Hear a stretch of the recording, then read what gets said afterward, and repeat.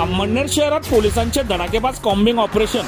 गुन्हेगारांवर वचक निर्माण करण्यासाठी अंमळनेर पोलिसांनी मोठ्या प्रमाणावर कॉम्बिंग ऑपरेशन राबवण्यात अवैध धंदे आणि फरार आरोपींवर मोठी कारवाई केली आहे. या विशेष मोहिमेदरम्यान पोलिसांनी एक देशी पिस्टल आणि एक तलवार जप्त केली. तसेच दारूबंदीचे 9 गुन्हे आणि जुगाराचे 5 गुन्हे दाखल करत संबंधितांवर कायदेशीर कारवाई करण्यात आली. याशिवाय 113 सराईत गुन्हेगारांना चौकशीसाठी पोलीस ठाण्यात आणण्यात आले, तर 25 हिस्ट्री शीटर गुन्हेगारांची कसून पडताळणी करण्यात आली.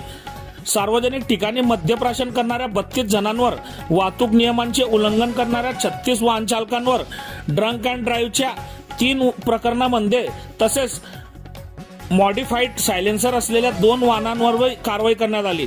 याच मोहिमेत 15 अजामीनपात्र वॉरंट, 6 जामीनपात्र वॉरंट आणि 21 संबंध तामील करण्यात आली. तसेच शहरातील 16 हॉटेल आणि लॉजचीही तपासणी करण्यात आली.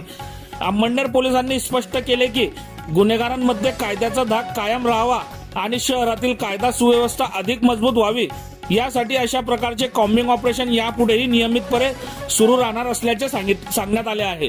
बघत रहा MH19 न्यूज. मुख्य संपादक डॉक्टर श्रीकांत वानखेडे सोबत ब्युरो चीफ जोहेब सय्यद, जळगाव जिल्हा, महाराष्ट्र.